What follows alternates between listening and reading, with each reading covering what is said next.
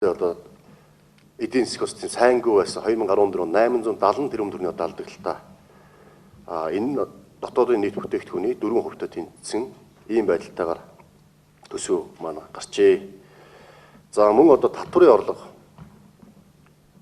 нэг их найт төгрөгөөр одоо тасарсан байгаа. За энэ одоо аж ахуй нэгж байгууллага бизнес эрхлэгчид маань үнэхээр одоо ямар хүнд нөхцөлд үйл ажиллагаа явуулж байгаа, бизнес хэрэг зэрэг хомигдож байгаа, Монгол улсын бас эдийн засаг хэрэг зэрэг агшиж байгаа илэрхийлсэн үзүүлэлт болж байгаа. Нэг их найдаа татварын орлого тасарна гэдэг маань аж ахуй нэгжүүд маань ингэж одоо татвар төлөх бололцоо боломж нэгж хомигдож байгаа гэсэн үг.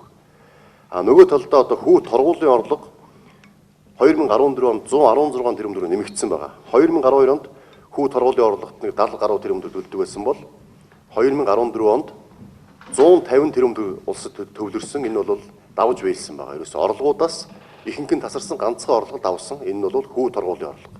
Үүний цааталт нөгөө төрийн хяналт шалгалт дарамт нөгөө татварын байцаагч нөгөө одоо бус хяналтын байгууллагуудын дарамтууд ямар хөө байж байна. Энэ одоо бизнес эрхтэй яаж тийм үү хүнд байдалд оруулж байгаа илэрхийлж байгаа юм зүйлүүд эндээс харагдаж байгаа. За цалин хөлсөнд бас 2012 оныхоос 400 орчим тэрбум төгрөг илүү зарцуулсан. Гэтэл бодит байдал дээр бол цалин бидний 6-аас 11% нэмэгдүүлсэн. Гэтэл цалин ингэж нэмэгдэж байгаа нь бол төрийн албаа агчдын оронтой нэмэгдэж байгаа энэ тоогоос илэрхийлж байна. За 2012 онд зээлийн үйлчлэгийн төлбөрт 37 тэрбум төгрөг төлж байсан бол 2014 онд 500 тэрбум төгрөг болсон байна. Өөрөөр хэлэх юм бол одоо үндсэндээ бараг 15 дахин нэмэгдсэн. Зээлийн үйлчлэгийн төлбөрт. За хүүгийн зардалд бас 2014 онд нэг их найт төгрөг төлсөн байна. Нэг их найт 100 тэрбум төгрөгийг. Энэ бол үндсэндээ Монгол улс маань одоо хэр хэмжээний одоо өрийн дарамтанд байгаа илэрхийлж байгаа. Өрөөрөө төлдөг болсон цааш өрийн дарамт нь улам нэмэгдэхийг илэрхийлж байгаа юм үзүүлэлтүүд санхүүгийн тайл засгийн газрын одоо үйл ажиллагааны төсвийн гүйцэтгэл санхүүгийн тайлан дээрс харагдаж байгаа. За мөн одоо төсвийн ерөнхийлөгчийн зарчнаас сайд нар агентлагийн дарга нар гадаад томилтын зардал 2 дахин хэтэрсэн байна. Өнгөрсөн 2014 онд. Энэ асуудлууд улсын их хурл дээр яригдсан ийм учраас Монгол Ардын намын бүлэг ажлын хэсэг байгуулж бүлгийн дэд дарга хаян хэрэг дараагаар ахлуулж одоо ажлын хэсэг байгуулж энэ одоо зөрчилтэй зүйлүүд дээр хууль зөрчсөн гүйцэтгэхтэй болоод асуудал дээр ярина. За дараагийн зүйл төрийн өмчийг 2015-аас 16 онд ховчлох өөрчлөлт байх үндсэн чиглэлийн улсын их хурлын 7 хоног батлана. Энэ дэр Монгол Ардын намын бүлэг нийгмийн салбарыг ховчлох нийгмийн салбарт хийх ховчлол өөрчлөлт байгуулалт гэсэн одоо 4-2 дахь заалт байж байгаа. Өөрөөр хэлэх юм бол нийгмийн салбарт ховчлох хийнэ гэдэг маань энэ томоохон эмнэлгүүдийг, томоохон сургуулиудыг, ихтэй сургуулиудыг ховчлох асуудлыг тийм өөрчлөлт байгуулалт хийх замаар ховчлох одоо бэлтгэл урьдчилан нөхцөлөөр бүрдүүлэх, цаашлаад ховчлох ийм одоо бодлого явж байна. Тийм учраас бид бол энд дэмжихгүй гэсэн байр суурьтай байгаа. За дээрэс нь мөн Монголын хөрөнгийн бирж, дээрэс нь тариалан эрхлэлтийг дэмжих сан, мэдээлэл харилцаа холбооны сүлжээ компани гэсэн одоо энэ дэд үтсийн одоо суур дэд үтсүүдийг бид нээс ховчлохгүй байх ёстой гэсэн одоо байр суурийг баримтлаад нийгмийн салбарын ховчлыг одоо төрөөс өмч хөвчлийн чиглэлээр баримтлах бодлогыг бол дэмжиж явъя гэхдээ тодорхой саяны хэлсэн асуудлууд дээр бид нар бол энийг ховчлохгүй байх нь зүйтэй гэсэн бүлгийн одоо байр суурийг сая бол нэгтгэлээ. Хэлхээний хуулийн талаар өнгөрсөн 7 хоногт нийгмийн бодлогын байнгын хорон дээр манай бүлгийн зүгээс завсарлага авсан. За завсарлага авсан үндсэн шалтгаануудын талаар би бас та бүхэнд нэг хэдэн зүйлийг тодруулж хэлэх хэрэгтэй хаа гэж ингэж бодож байна.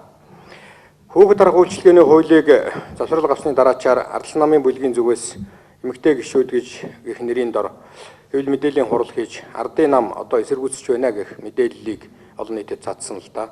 Завсарлага авна гэдэг бол энэ хуулийг эсэргүүцэж байна гэсэн үг биш. Өөрөөр хэлэх юм бол энэ хууль дээр дахин тодруулж нэмж одоо тавигдах шаардлагууд юу вэ?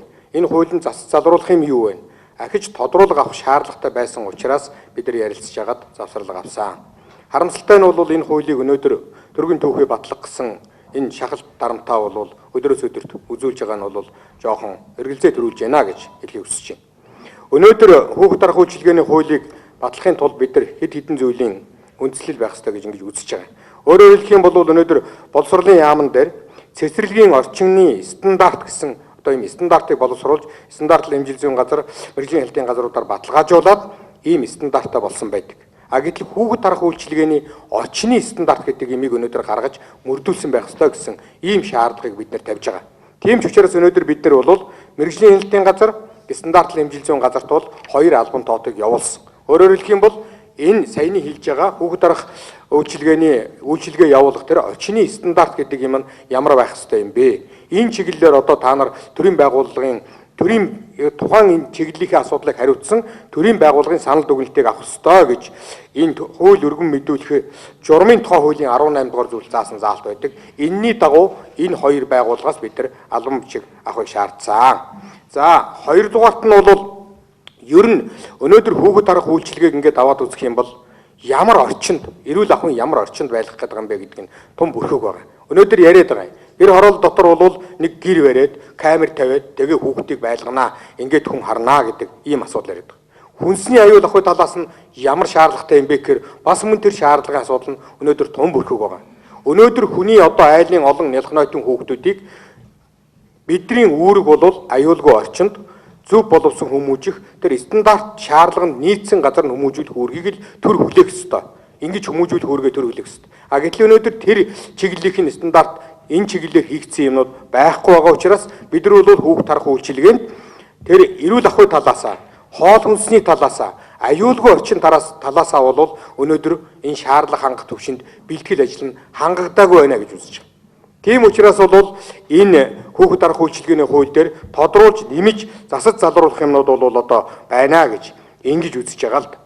Өнөөдөр би энд ярихдаа бол ерөөсөө энэ саяны миний хэлсэн эрүүл ахуйн стандарт, орчны стандарт, за тэр хүүхдийн сурч боловсрол хоол хүнсний стандарт гэдэг энэ зүйлүүдийг ярихаасаа илүүтэйгээр манай одоо шахаад байгаа нөхдүүд маань бол хүртээмжийн тухай асуудал яриад байгаа. Хүүхэд цэцэрлэгт хамрагдах хүртээмж энэ одоо юм бол нэлээд олон тооны хүүхдүүд 260 хэдэн мянган хүүхэд гэдэг лөө цэцэрлэгт одоо хамрагдахгүй үлдчихэд байгаа учраас бид нар одоо энийг л ингэ төр зур хийх ёстой гэсэн өнгө систем яриад байгаа байхгүй юу. Тэгэхээр эн чинь бол төр зургийн үйл ажиллагаа байж болохгүй. Хэрвээ бид нар одоо үнэхээр энд стандарт шаардлагыг хангаад явуулах юм бол энд нэлээд чанга стандарт шаардлага хангасан ийм зүйл байх ёстой юм аа гэдгийг одоо хэлхий хүсэж байна. За 3 дугаарт нь бол энэ засгийн газрын бичиг нь байгаа. Засгийн газар нь 2016 онд энэ хуулийн дээр шаардлагатай байгаа 60.4 тэрбум төгрөгийн их усүрийг гаргах боломж байхгүй гэд бичгээ өгсөн байна. Гэтэл бол энийг одоо болно гэд нөгөөдөл нь зүтгүүлээд идэв. Өнөөдөр сая энэ төсвийн гүйцэтгэлийн талаар ям цагтарга 5 хүн сая товч мэдээллээ. Монголын эдийн засаг өнөөдөр хэр агшиж байгаа вүлээ? Ашиг орлого маань хэр буурч байгаа вүлээ? Татварын орлогын тасалдал гээд ер нь бид нар цаашдаа энэ эдийн засгийн байдал маань ямар байгаа вүлээ гэд аваад үзэх юм бол ерөөсөө төсөв нэмнэ гэж одоо орилдуулаад ингээд энийгээ болно гэдэг үндслээр яваад ах юм бол цаашдаа бид нар бол энэ 12 оноос хойш давтагдсан үйл ажиллагаа бий давтагдах нь гэж бид нар болгоомжилж байгаа. Энэ ямар болгоомжлол байна вэ гэхээр бол бид нар ерөөсөн 12 оноос хойш эдийн засаг бүх юм сайхан байна, болж байна, хөрөнгө санхүү нэмэгдэж байна, тэнд ч хөрөнгө оруулалтын, энд ч хөрөнгө оруулалтын тийм ч ажлыг хийнэ гэж энэ хувийн хэвшил нийгэмд мэдээлэлээ цацсаар байж хагаад 13 он, 14 он гэд бол бид нар эдийн засгаа хөл дээр нь татаж унгаас. Энүүнд иргэд бэлэн биш байсан. Жижиг дунд бизнес эрхлэгчид бэлэн биш байсан. Өөрөөр хэлэх юм бол энэ эдийн засгийн бүх юм нь болж байгаа юм байна. Төр засаг энэ төсвөөр дамжуулж хийдэг хөрөнгө оруулалтын асуудал ямар ч асуудалгүй юм байна гэж явсаар байжгаад баахан хөрөнгө оруулалтын шин чанартай төрийн ажлуудыг хийхээр авсан компаниуд өнөөдөр бүрэн дампуурсан. Яг энэний нэгэн адилаар бид хөрөнгө санхүүгийн асуудлыг бүрэн шийдэхгүй бол баахан цэцэрлэг байгуулна гэж өнөөдөр ядарсан ард иргэд маань хажуудаа нэг гэр барьдаг, нэг өрөөнийхөө нэг орон сууцыг тогтчулдаг, тэр камер автавдаг. Гэтэл энийг санхүүжүүлэх мөнгө байхгүй гэвэл эргээд тэр иргэд чинь өөрсдөө хохироод үлдэх бас ийм болгоомжлол бидэнд байгаа. Энэ бүхнийг бол судлаж үзсний үндсэн дээр бид нар энэ хуулийг цааш нь гарсан саналууд дээр нь чамбариулаад дэмжих эсгээ бол шийдвэрлээд явна гэсэн ийм байр суурьтай бол байгаамаа.